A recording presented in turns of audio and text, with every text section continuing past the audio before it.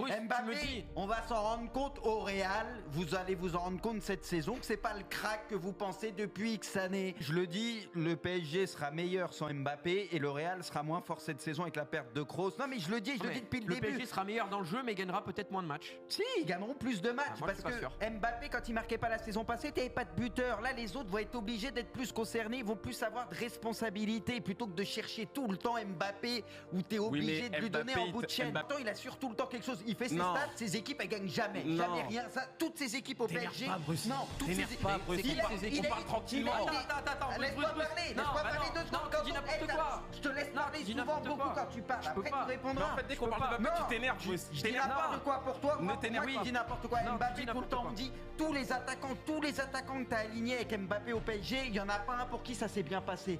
Faut arrêter ce cinéma. Mbappé, on va s'en rendre compte au Real. Vous allez vous en rendre compte cette saison que c'est pas le crack que vous pensez depuis X années.